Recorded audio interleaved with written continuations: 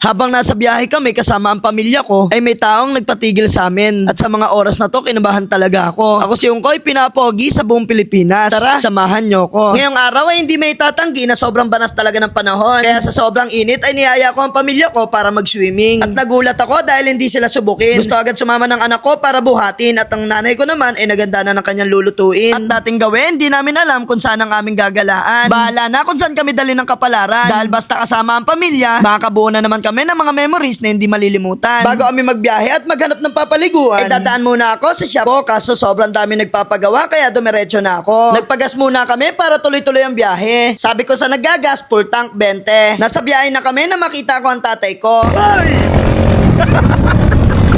Patulog-tulog ang putik. Pagkabarangka namin sa Magnetic ay bumili agad kami ng yelo. Mahirap na sa sobrang init baka kami tumiri. Marami na kami naitan dapat paliguan pero hindi namin tinigilan. Dahil sobrang daming tao at mahal ang babayaran. Habang nasa biyahe kami, bigla nagulat si Pogi. Dahil may bigla na lang tumigil na motor sa harap namin. Kala ko kung anong gagawin niya, magpapapicture lang pala. Tiga-artantika pa daw siya at sobrang lamig daw sa kanila kaya nagpunta siyang Pilipinas. Ingat ka sa biyahe at sana yung gulong mo hindi mabutas. Medyo malayo na yung nilalakbay namin kaya naisipan na lang namin na sa daraitan maligo. Ang Pogi ko talaga at hindi alatang mabaho. Pagdating mo nga pala dito ay kailangan mong tumawid ng tulay. Sobrang ganda dito at bukod pa dito ay wala kang babayaran na entrance fee. Ang tanging babayaran mo lang ay mga cottage. Pero pag nagpunta kayo dito ay doble ingat. Kaya make sure na laging bantayan ng mga bata at huwag kayong magpapakalasing ng sobra. Kakukwento ko ay nandito na pala kami. Ito nga pala ang cottage namin. At ito naman ang nagpatibok ng puso ko. Pagdating namin sa daraitan ay naligo agad ang pamilya ko. At tuwang-tuwa lang ako sa mga chikiting na kasama namin. Dahil enjoy na enjoy nila ang pagtatampisaw. At habang kaming matatanda na wala na sa kalendaryo ay hindi nagpahuli. Sumisid kami at nagpaagos. Ang gamit ko nga pala dyang camera ay DJI Action 4. DJI baka naman. Pag-ahon namin ay isa naman pagdating ng kaibigan ko na kapwa ko content creator, si Manoy. At nagulat ako kasi may di-deliver daw siya sa aking washing. Wala naman akong order. Kaya pina-washing hat na lang siya ng tropa ko. Gar, kung alam mo yung lugar na to,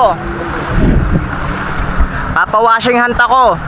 Puntahan nyo na, dali!